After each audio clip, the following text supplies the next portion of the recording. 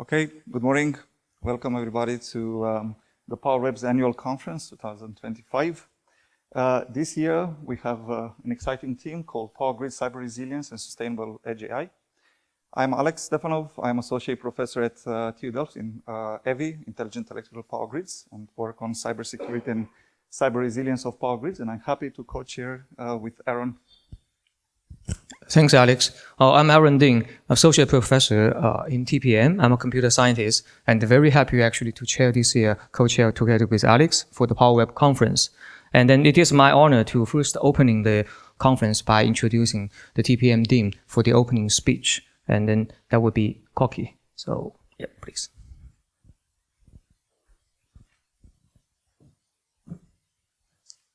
So, good morning, everyone. Welcome in this wonderful place called the Green Village. Welcome to the 2025 PowerWeb Annual Conference. My name is Koki Hilhorst and I'm the Dean of the Faculty of Technology, Policy and Management. And together with the Faculty of Engineering, Mathematics and Computer Science, we are hosting this conference and we're very proud to do so. So I have been told that there are going to be about 180 people. But fortunately, they're not all very maternal. So, or how do you say that? Morning people, because there's room for 100 people at the moment. So not everybody has arrived yet. And I'm very excited to be here this morning because it's a gathering of people from across disciplines, both mathematics, computer science, engineering, and social sciences. And all united by a shared goal to shape a smarter, a more sustainable and interconnected future. And it's also wonderful that we have people today, and I think you also saw that in the program of today, that we have people from both practice and academia presenting their recent insights. So as you know, in Delft, we're working on many issues in which technology plays an important role. For example, how do we deal with the climate problem? How do we ensure that artificial intelligence remains controllable? And with all these questions, it's no surprise that the energy transition, sustainable AI, and cybersecurity have become very important fields of study in which our university holds a prominent position. And this year's PowerWeb conference will focus on opportunities of the intersection of these fields of study. And this year's theme is Power Grid Cyber Resilience and Sustainable Edge AI. And actually on the banner it said it's the 10th conference. So it's also kind of a celebration this year that it's a very successful conference as well. So it's important for the energy transition as it explores how smart grids can withstand cyber threats. And we also see the wonderful research posters from the PhD candidates about cyber threats and how smart grids use AI-driven solutions for a more secure energy transition. So energy transitions, climate adaptation, geopolitical tensions, and the rise of AI, these are not isolated changes and challenges. They are deeply intertwined, and this is the conference where we are actually thinking and talking about that. So it's a wonderful example of working across disciplines with engineers, computer scientists, and with researchers and practitioners. So the topic of this conference is all about the question of how to achieve sustainable success. And we have two wonderful keynotes today who will support this idea. And the first keynote is by Anjos Nijk of the European Network for Cybersecurity, sitting here, assuring resilience of the digitizing European grid, facing technology shifts and geopolitical threats. And he will talk about owners of energy grids who deal with complex development risks. And the talk outlines how collaboration between asset owners, research institutes and authorities deliver practical solutions for a better grid resilience in Europe. And the second keynote is by Susan Behen from the TU Twente. I haven't seen Susan yet, I think. Is she in the... Here? No. It's balancing bits and watts, the sustainability of ICT for an environmentally sustainable future. And she will talk about the latest developments around the sustainability of IT, with a particular focus on telecommunication networks and data centers. So besides all this wonderful information about the day, we also have a great thing to celebrate, I think, and you've probably all read about it, or maybe you haven't, but then I will mention it. We are very proud of the recent achievement of the PowerWeb community because a groundbreaking consortium project understanding large and complex power systems has been awarded by the Dutch Research Council, the NWO, a grant of 16.5 million euro through the Large-Scale Research Infrastructure Program. And it's led by Professor Peter Palensky, who's sitting here. And I think a warm applause for Peter. So it's really a great achievement. And it's coordinated by the TU Delft PowerWeb Institute, bringing together Eindhoven University, Twente, CWI, the University of Groningen, the Faculty of Geosciences of Utrecht, Radboud, Erasmus, 4TU, and SURF. So really a coordinated win, so to say. And the new research infrastructure will be the first of its kind worldwide, dynamically representing complex energy systems and allowing researchers to simulate and study the energy system of the future before building it. And probably we will hear some more about it today. So the PowerWeb conference gives everybody gathered here today the chance to connect, to give young researchers the chance to discuss with their showing their research, and to build long-term partnerships across public and private domains. And it has been shown to be successful in this in the past 10 years already.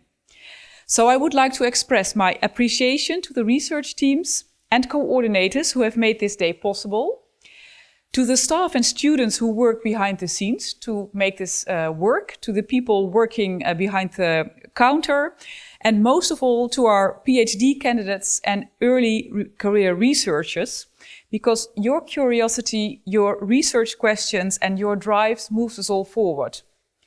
To all participants, I wish you a wonderful conference, and in which you not just listen, but also reach out to someone in a different field, because that is actually what makes where new ideas are born. So thank you very much and have a wonderful day today.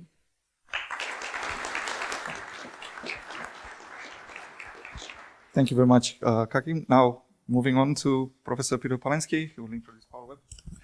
Thanks, Alex. Most of you might know what PowerWeb is. For everybody else, I'll try to explain it. It's an institute, and this means it's a cross-faculty, cross-departmental organizational unit. Why do we do that? If you are, in this case, in the domain of the energy transition, a problem owner, like a municipality or a ministry or a grid company, and you need innovation, you need inspiration, you need research, you need people, and you approach with your problem any of the professors here on campus, they will tell you everything until infinite depths about manifolds and bifurcations and differential equations, and it doesn't help you a bit. Yeah, this is what we are paid for. Institutes pull together these experts in a way that it makes sense to the outer world. Yeah? So we are replicating the bandwidth and the horizon of the integrated world that we have outside.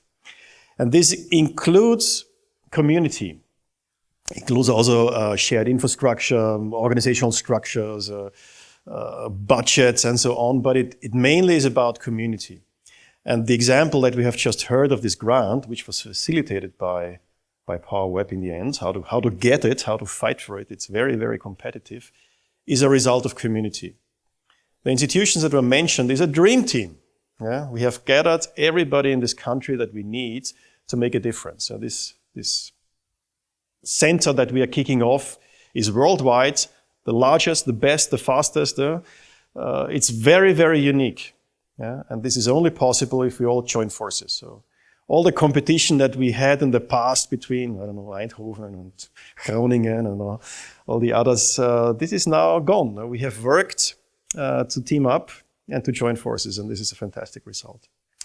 So, this conference is one of the many activities of PowerWeb. There's more happening throughout the year. It's very inclusive. If you think this is something for you, please reach out. There is no membership fee or whatever you would think of. We are welcoming all researchers, also externals and from companies to team up with us. It's very diverse. We have people that talk about the physics, about the IT parts, cyber physical systems, down to economics, philosophy, and even ethics. This is the strength of an institute. We can patch together the right people to work on very complex, very networked systems. That's all from my side. Thanks for coming. Please enjoy the day. And by that, I hand over to our two moderators. Thank you, Peter.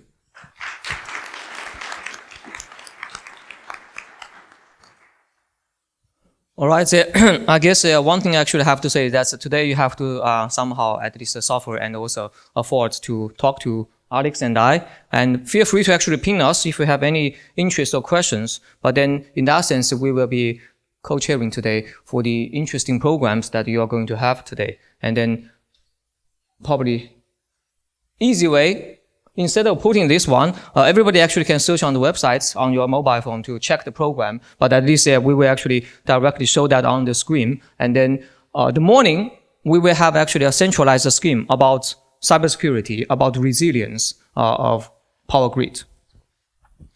Yes, so we will have a keynote by Nijk. I will introduce a little bit power grid cyber resilience. And after the break, after the coffee break, we will have the first session on power grid cyber resilience with a lineup of 6 people speaking about different aspects of cybersecurity and cyber resilience from different angles, both academia and industry. Then we will have the Green Village introduction. Very nice, cool posters we have lined up for you, so feel free to walk around and check them out. And around 12:40, so we start with lunch and poster session. At 12:40, we have a tour to the control room of the future. So you have registered for it, or if you didn't but you want to go, I think there should be enough space to for a few more to see it. And then we'll be back around 1:30. Maybe we can go to the next slide. Yep. All right, just to highlight 2 things. I guess Koki and Peter both mentioned this is about community. So I guess instead of actually everybody sitting here like following lectures, feel free to raise your questions and also engage with each other. And that's why we actually have long coffee breaks for people to mingle with each other. And then in that sense, you can get the most out of your hours. Your millage for today. And then especially one thing I want to highlight before we go to afternoon program is that this is a very interesting tour. That's the control room of the future. So if you are looking to the future, this is actually the tour I would like to, somehow motivate some of you, even if you have not signed up. But I think Alex, he's your DJ today for that one. So he will take you there to have a look. What is actually the future look like? So don't forget to ping him during the coffee break. And then, if you have not signed up, definitely go ahead. All right, and I guess I probably won't talk too much. In the afternoon, we will just also give a quick overview. But then in the afternoon, we also talk about one of the very important problems together with resilience is about sustainability, which is tightly coupled with the power grids and smart grids. And then we will also have a similar format, keynote. And after that, we will also have a coffee break. That's also for people to actually, engage with the poster speakers and also the keynote speakers. And then we have also a session dedicated for sustainable edge AI and ICT. After that, we will have a big panel So all the speakers, the keynote speakers, everybody here that actually has a kind of play a key role, we will put people on the stage. And then this is where we need actually everyone to actually engage with us, throw questions in front of our face, definitely. And maybe one thing, Alex, we are going to collect questions for today. Where is the QR code? Yeah, okay, that's a very good point. Yeah, of course, before we show that one, I would like to also, together with Alex, thank our sponsors for this year, because I think to have this very beautiful venue and also everything covers, no registration fee, no whatsoever, that's because we have the generous sponsorship by all the important public organizations and companies and institutes. All right. Yeah, that's the thing. I think that, it's not about talking about community, but we want to do that with the community together. So this is the one, starting from now, you can already start throwing your questions that you want to ask the keynote speaker to respond, ask the speakers, ask Peter, Koki, or me, Alex, to respond. So please just scan this one. And then, Alex, do we have any poster later for people to scan if this slide is not there?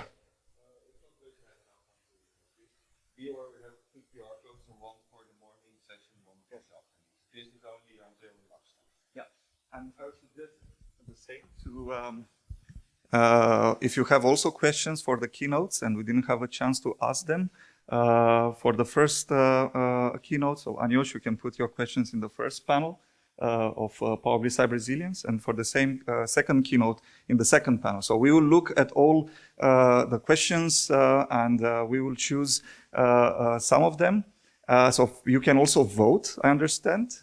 Which questions do you like? So you can see the questions of all the other people, and you can vote your preferred questions, and then we will select 3, 4, 5 of them, depending on the time, and we will discuss them during the panel. All right, I guess without any due delay, Alex, please introduce. Yes, so let's start with Anjos Nijk, the Managing Director of European Network for Cybersecurity. Anjos is also a member of the European Commission's on Smart Energy Expert Group Steering Committee and liaison with key European associations, including EEISAC, ENSOE, EDSO, and EUTC. Anjos.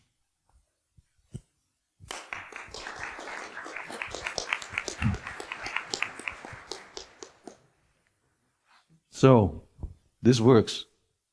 The sound, I mean, good.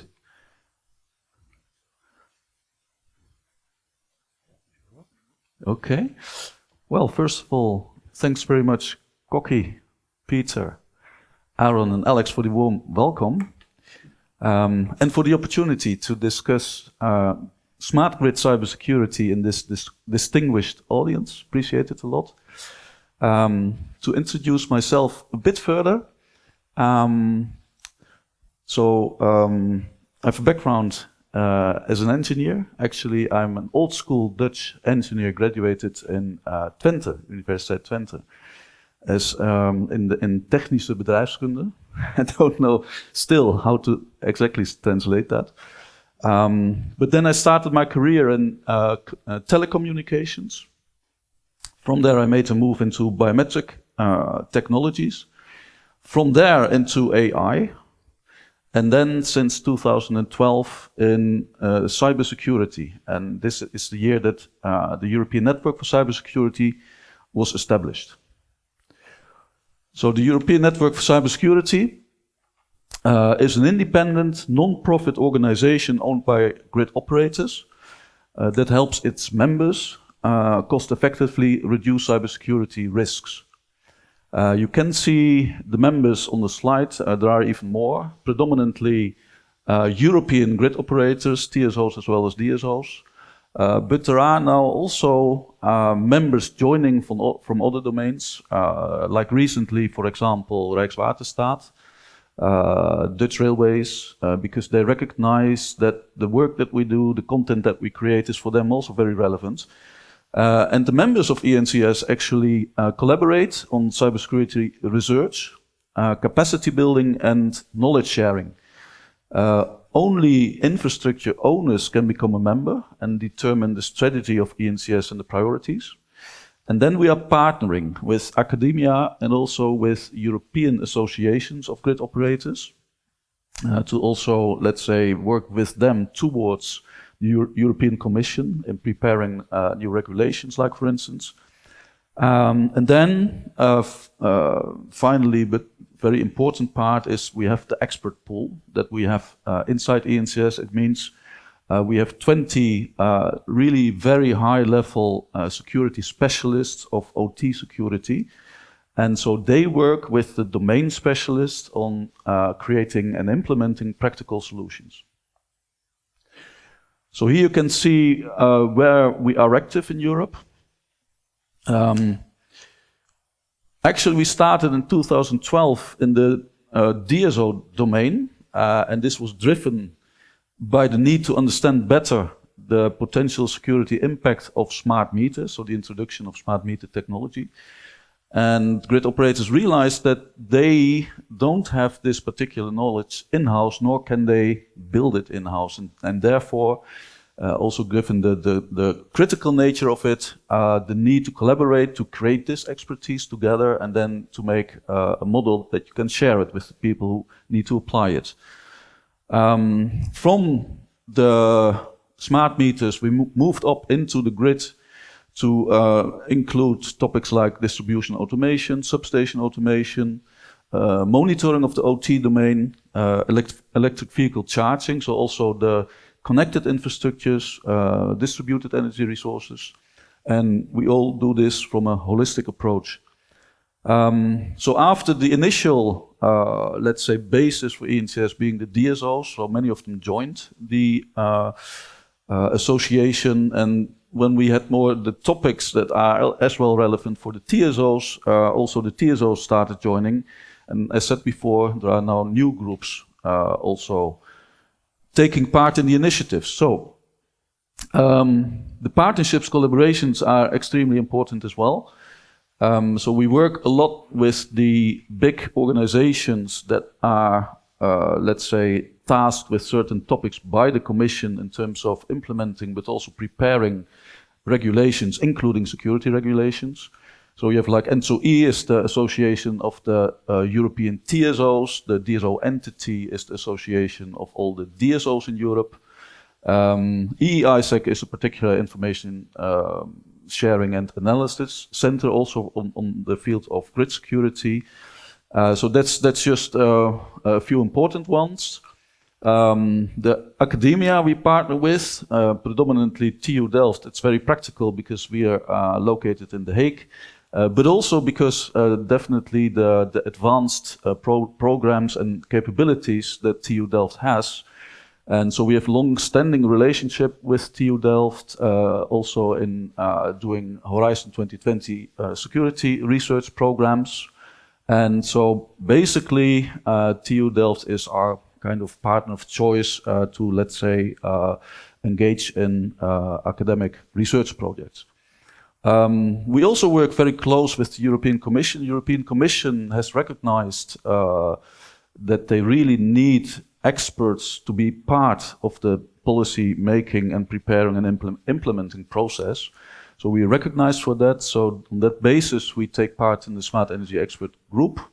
There is, as part of this group, there is a dedicated cybersecurity working group.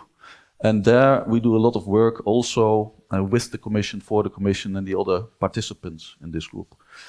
Then the next topic is standardization. Standardization for cybersecurity becomes more and more important also for the implementation of the European regulation. And also there we have seen many initiatives where the specifics of the grid domain were not taken into account, leading to very impracticable or impossible regulations. And so therefore, to get the standards right, also there, it's extremely important to get the right levels of knowledge and expertise involved. Then as the last thing I want to mention here is the collaboration with World Bank. So World Bank invests in developing countries to support the evolution and development of the energy systems, to make them renewable as possible, but also there is a requirement that they have to that, namely it has to be secure. And for that they work with partner, and so we do a lot with them on training and to support the capacity building of their member countries as well. So then I'm going to talk briefly about European electricity system.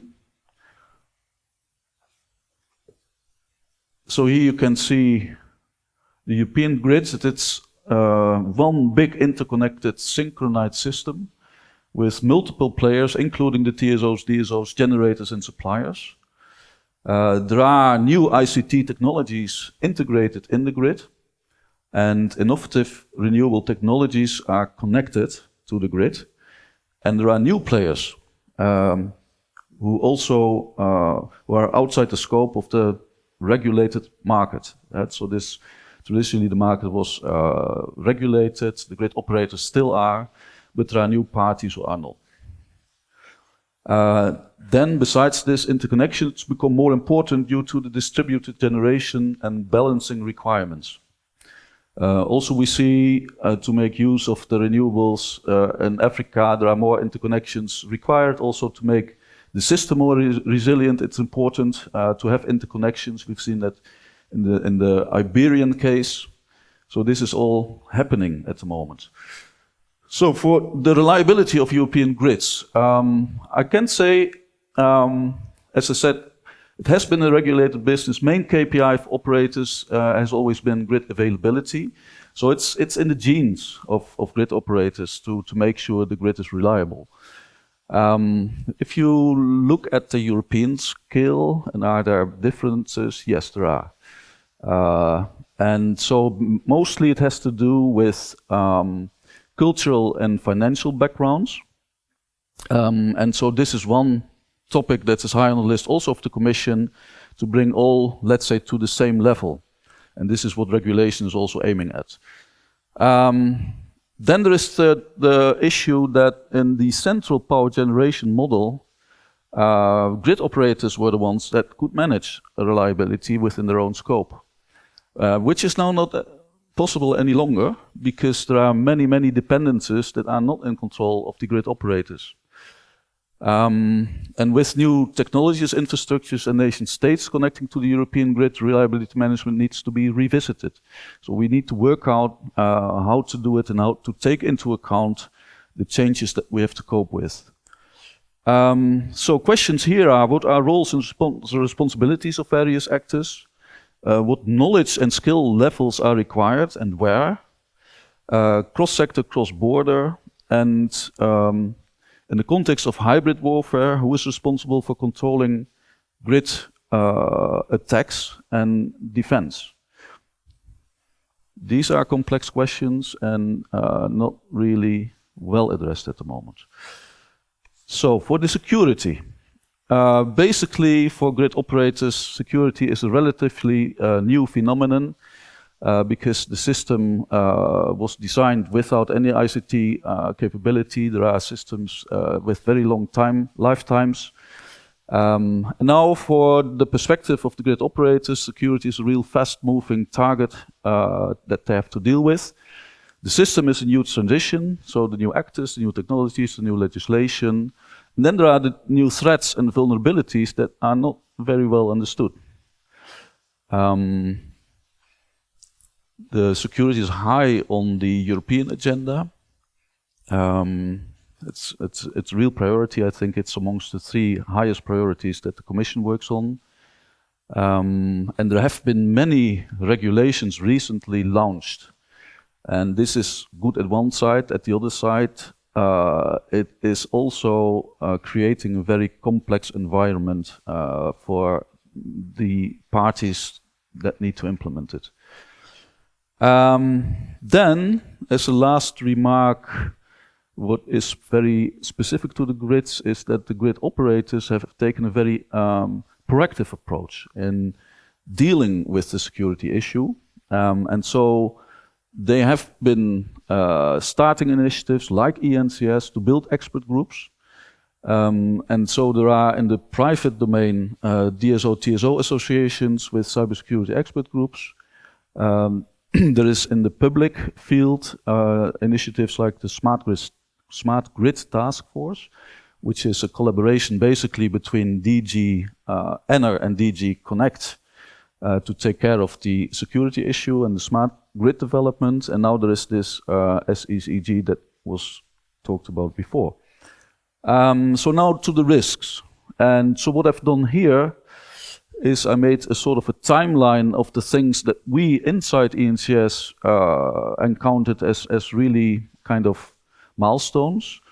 So the introduction of smart meters basically was kind of a game changer that the operators realized, okay, we need to build expertise around this and see how we can turn this into practical use. This goes back to 2012, basically. Then there's the next very big milestone, because I mean, from the start we were discussing with grid operators authorities that big hacks could happen leading to blackouts, which they said, well, it can't. I mean, it's all disconnected, impossible. But then we had 2015 Ukraine blackout caused by a hack. So this was also a nation-state act targeting the grid. And then soon afterwards we had 2016, the Indestroyer. So this was also again targeted very specifically to the OT domain with OT intelligence in the malware as well. So this demonstrates how investments are made also in the innovative capabilities. Then in 2022, I stay with Ukraine a little bit, but there you can see that it has really become part of warfare. Because with the invasion that happened in 2022, there was in parallel cyber attacks going on at a large scale on the grids, as well as the physical attacks with the bombing. And then I've mentioned 2025 as kind of the milestone where we have really started to realize the very big effect that high power IoT components can have on grid security. So this is something that went a little bit under the radar screen, but now, and also in the regulations, it was not really in scope, or not well enough at least. And now we understand that this might be a real big problem that really needs to be addressed. Obviously, when we talk about technology shifts, we should talk about AI and post-quantum cryptography. And they are, in our perspective, very much in the state that we have to research and understand what it's all about, what we need to do about it. So we have it in the program, but it's still pretty much in the research state. There is also, let's say, the use of artificial intelligence, like for instance in intrusion detection. But there it's quite limited what it can do still. So now, the vulnerabilities. I discussed already legacy systems. So this is the system sitting in the field for sometimes easily 50 years. Very expensive, very complicated, very expensive to build, and you just can't take them out like that. So they're there, we have to deal with it. And so what does it mean? They were not designed for security. There was not anything in terms of ICT capability that was part of it in the beginning. They will stay there as it's very difficult and expensive to, let's say, replace them. And so this means that there will be and stay related vulnerabilities. Then you have the topic of the IT-OT convergence. So IT is already for a longer time dealing with cybersecurity. For OT, it's relatively new. And so we intermingle the technologies and the grids in various ways.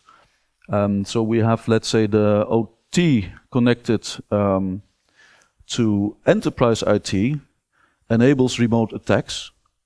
And the use of IT technologies in OT enables use of IT hacking tools.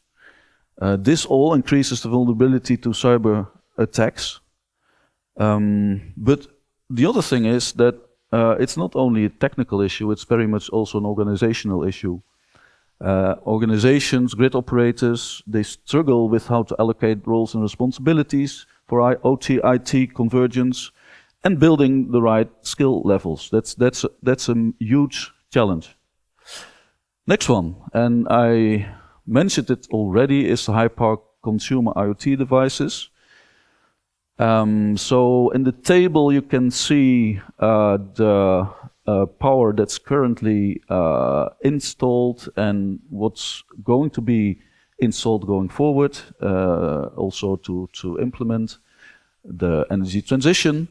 And you can see that there are huge power numbers that go way beyond the critical threshold of 3 gigawatt that is used at the European level to balance the grid.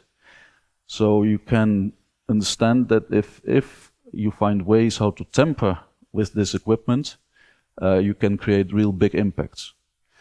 So now for this type of components, security is not really an issue. So if we start to look into components, we have big findings. And so we work with manufacturers to get them resolved, but that's still not easy.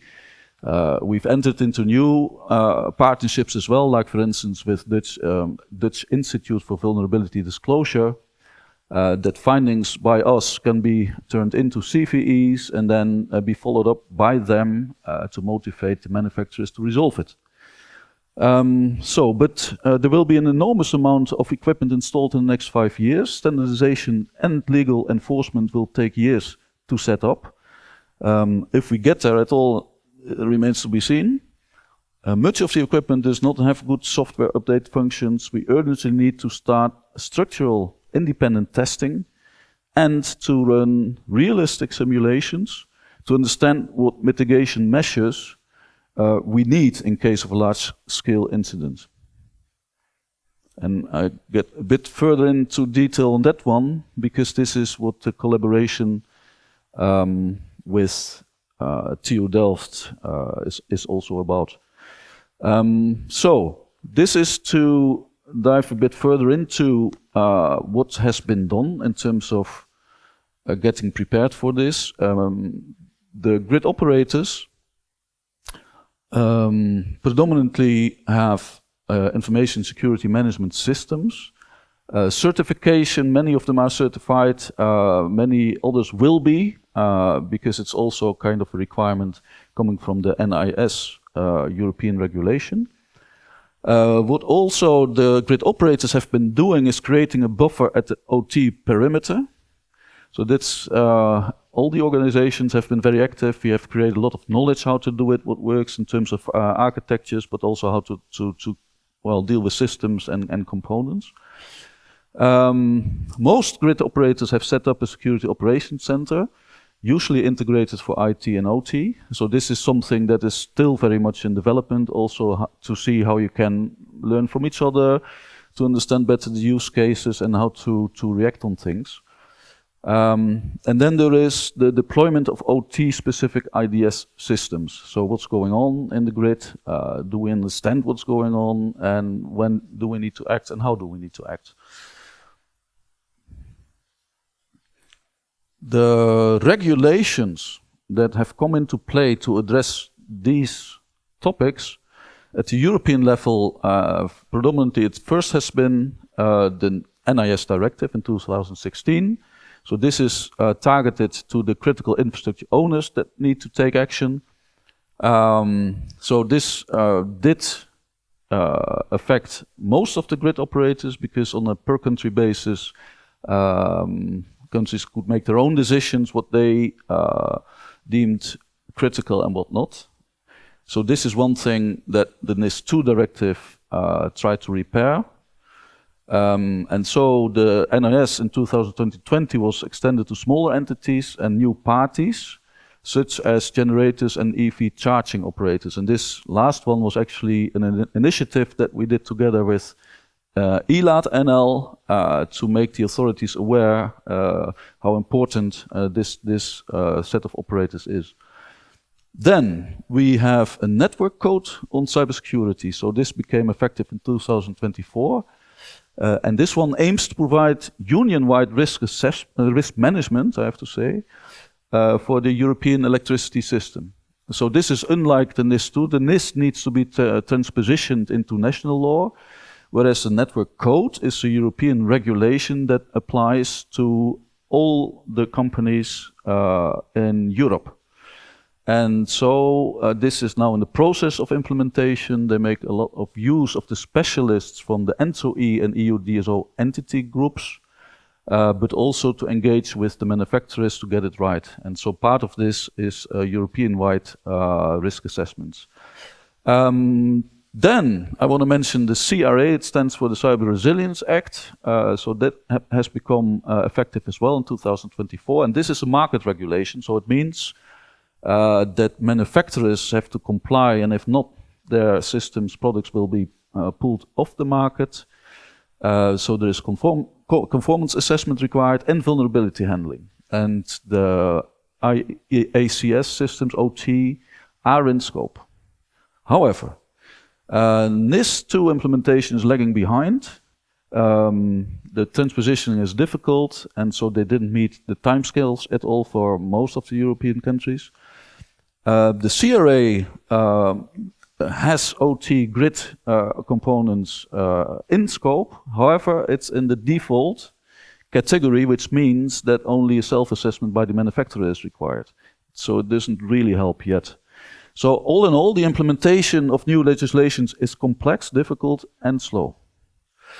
So, very briefly, because I have to speed up a little bit, so the measures, how effective are they? Well, I think what's been done in the last 10 years has led to a situation that most of the operators are now able to prevent attacks like we've seen in Ukraine. So that's very good. The more sophisticated ones, like we have seen in Stuxnet with 0 days, still remain possible. However, if such a thing happens, most operators would now be able to switch off from the IT domain and cut the connection to OT.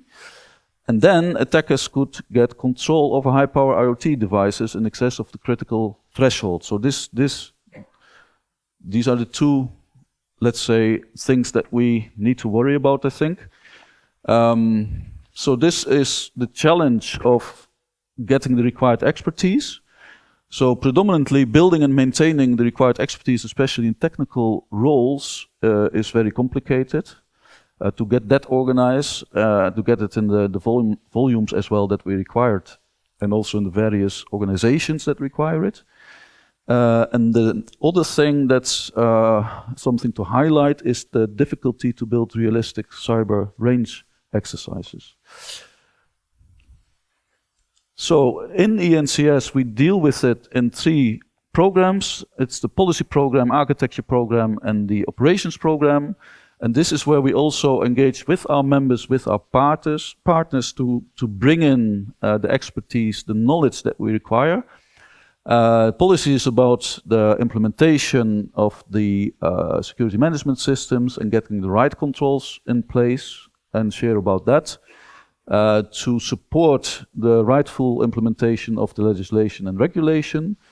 In the security architects, it's really about secure architectures as well as making sure that you get secure product systems from your procurement. So it's very much about cybersecurity requirement sets. It's very much about cybersecurity testing to validate if requirements have been implemented correctly.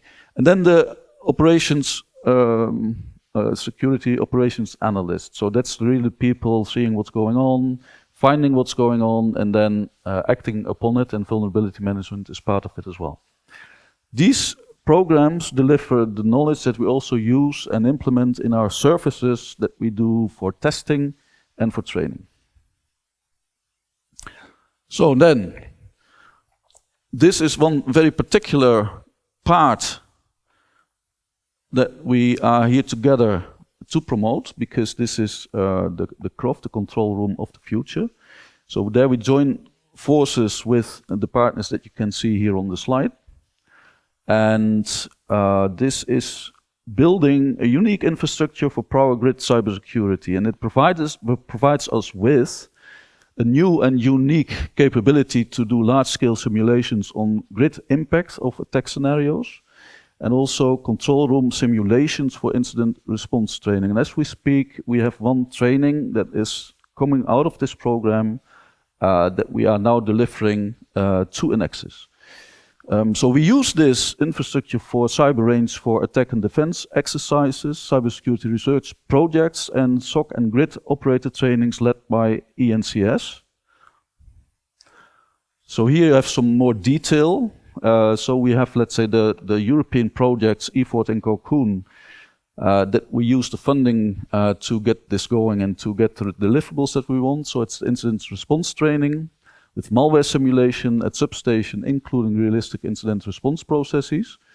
So we have the pilot training going on that I referred to, and there is a training planned for in February for the project. And then there is a new version of the Red Team Blue Team training. And this is something where we have added, like for instance, attack scenarios to make it more realistic, and we can connect as well to the simulations that we can do to see the impact of attacks. Going forward, we are looking at the moment into Marie Curie and Horizon 2020 proposals to extend the training program.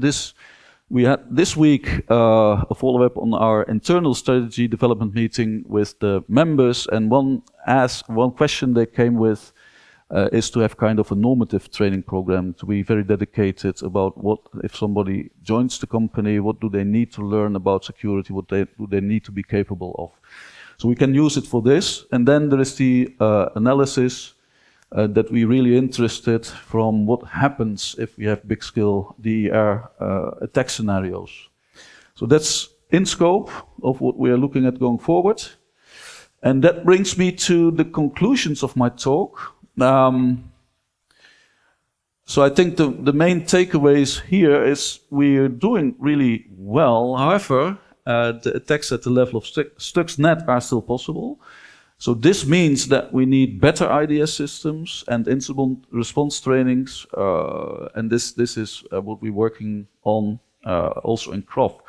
And then there is a high-power IoT risk currently not in control, and there is an urgent need of structural independent testing and vulnerability management. So the question is of CRA will help enough and soon enough. So I think we need to do something now, because now the insecure install base is growing with a very high speed. And then the understanding of, and if it happens, what does it exactly do to the grid? It's not so obvious. We have seen that in Iberia as well. And this is the other field with the simulations. We really need that to get a better level of understanding. And this concludes my talk. Thank you very much for your attention. Thank you very much, Anjos. Very inspiring, and it's great to see how ENCS brings together the power grid operators in Europe to tackle cybersecurity.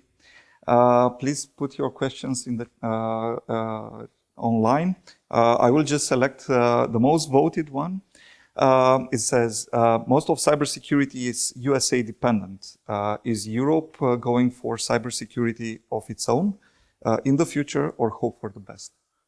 Europe has clearly the intention and objective to do so, but there is a long, long way to go. And I mean, I can port this question a little bit to China. What do we do with China, and should we still allow them?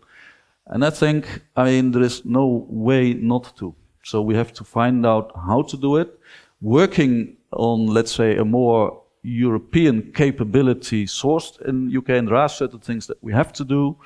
Like for instance, let's say that if there are people with central systems from American or Asian suppliers, to require that they have the basis of the centers in Europe, and things like that is what we can do relatively short term. And for the rest, I think it's also a matter of, you know, a bigger question about, you know, how do we go about innovation and entrepreneurship, basically.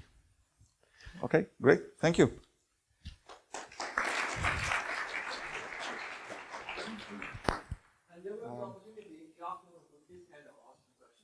Yes. Please keep submitting your questions. In the panel, we will discuss as many as possible. Okay, so next we will take a look a bit closer to cyber resilience of power grids, and more specifically, what is the main difference between cybersecurity and cyber resilience. Yeah, thank you, Alex. So, the power grid is experiencing a rapid pace of digitalization at all levels. So, you can see in this image generation, transmission, distribution, and grid edge. And it's more and more difficult to keep the private communication networks of utilities completely separate or from the public communication networks. So, the private communication and the public communication networks for power grids and the edge of the grid, they are more and more integrated, and this opens up vulnerabilities. So, for example, at the edge of the grid, and we integrate renewables and distributed energy resources, and we connect them to OT, to operational technologies, OT networks, using real-time interfaces. And Leandro, Mike will present more about that. So then, the power grid is exposed to cybersecurity threats. And if it's breached, then what happens then? Now, all the European power grids are interconnected. So let's say if state-sponsored attacks, let's take an example, coming from the east towards west, and they breach the cybersecurity of transmission system operators, at least one, let's say, can these cyber attacks cause cascading failures and a blackout? We need to investigate, probably yes, if we look at the blackout earlier in this year in the Spanish and Portuguese power grids in the Iberic Peninsula. That show how vulnerable the European power grids are to physical disturbances, let's say, and to blackouts. So cyber resilience comes into play the moment cybersecurity is breached and we fail to secure the power grids. If this is the case, then the questions are, how do we or foresee first, how do we absorb the shock, how do we adapt, and how do we recover from cyber attacks, both in the cyber and physical worlds? So in OT communication networks for power grids, but also from a power systems perspective in terms of operations. So we have started this research at TU Delft in Control Room of the Future Technology Center. We envision that the future power grid will be intelligent, resilient, and cyber secure. It is the infrastructure that you will see is meant as a neutral ground for TSOs, DSOs, vendors, and academia, where we join forces to work on both cybersecurity and cyber resilience.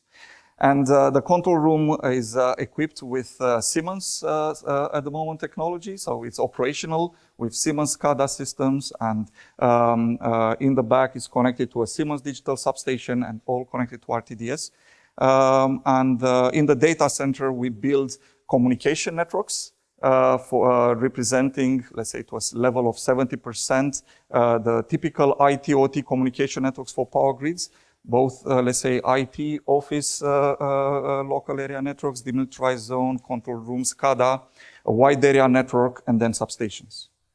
And control room would be emulated at that level. Now, I would like to pre-announce a little bit the digital substation that we're building with Siemens. We also call this digital substation of the future. Corne from Siemens has a banner for it, and he's happy to talk to you and explain a bit more. Essentially, what we're doing with Siemens, TenneT, Stedin, and European for Cybersecurity, we replicate a real transmission and distribution system substation on the digital substation connected to RTDS. So then we have the ecosystem that Anjos explained. For the sake of time, I will not dive into details.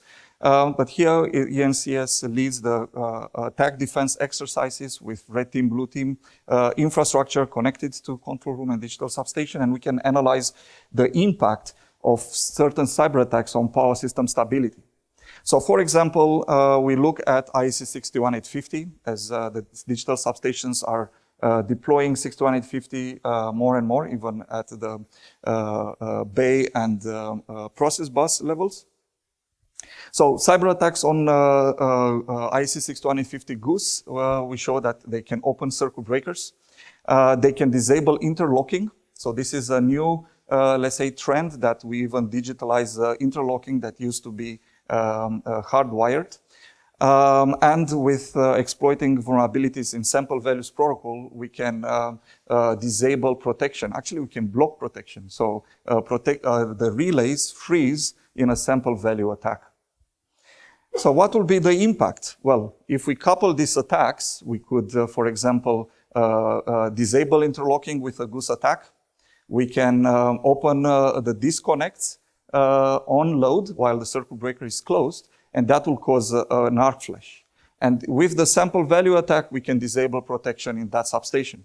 So hopefully the backup protection and in the nearby substation will pick it up. Otherwise, we will have this bolted busbar fault.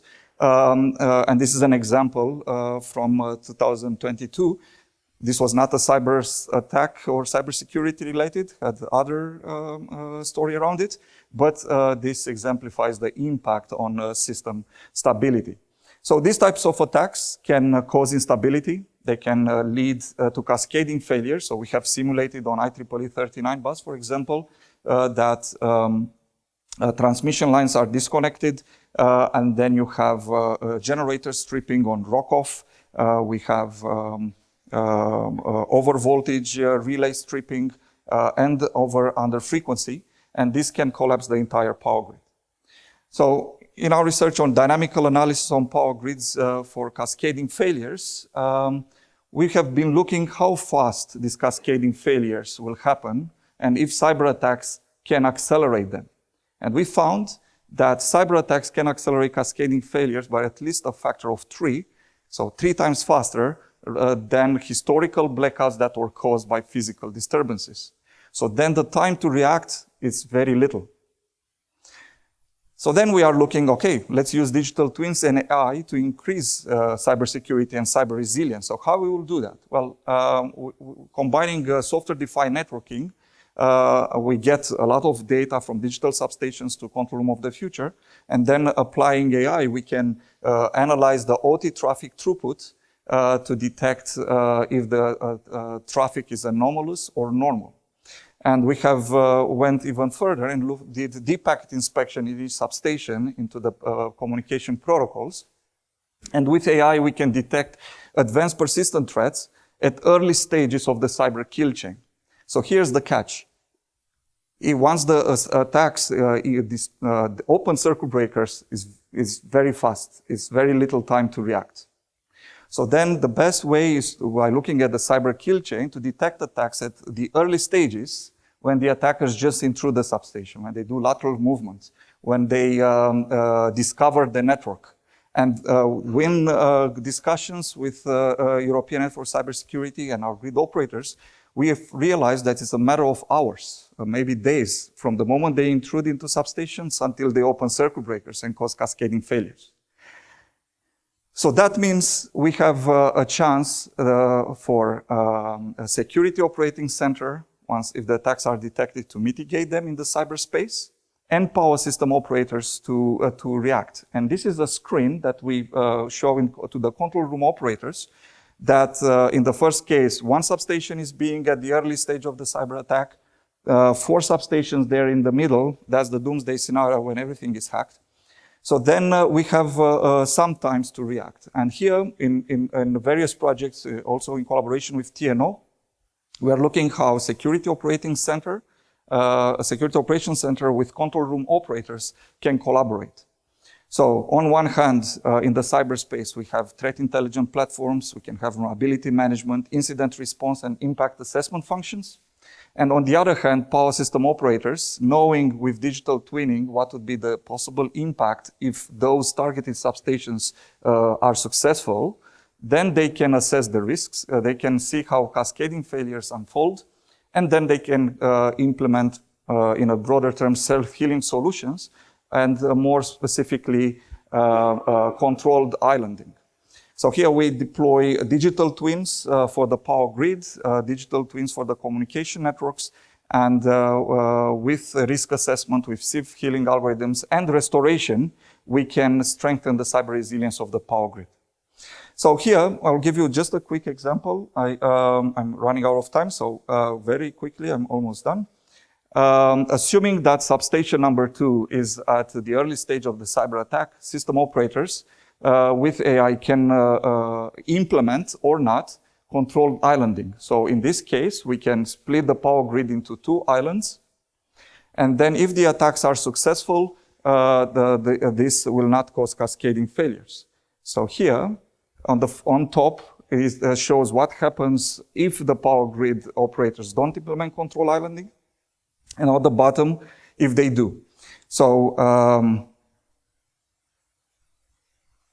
if we speed up a bit, the video, we will see that here the load that is lost is minimum, while in the other one it had collapsed.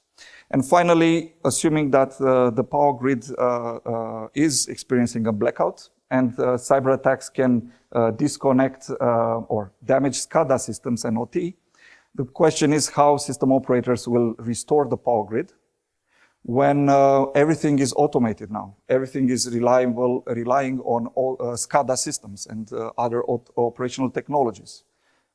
30, 50 years ago, we had people in all the substations, so manually they can restore. But now everything is done digitally. So in this work, we are looking at cyber-physical system restoration. So how to optimize between OT network recovery and power system restoration using deep reinforcement learning.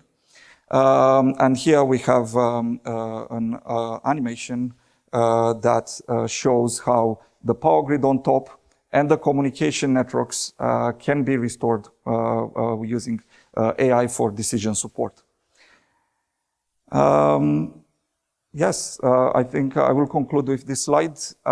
Advanced persistent threats and cyber warfare, they are an emerging threat because the end goal is the destruction versus profit. Research is needed to strengthen cyber resilience and cyber security of power grids, and for that we need to join forces, academia and industry, to work together and strengthen the cyber resilience of power grids. Thank you very much. Now, if you have any questions, please put them online, and I think now it's time for coffee.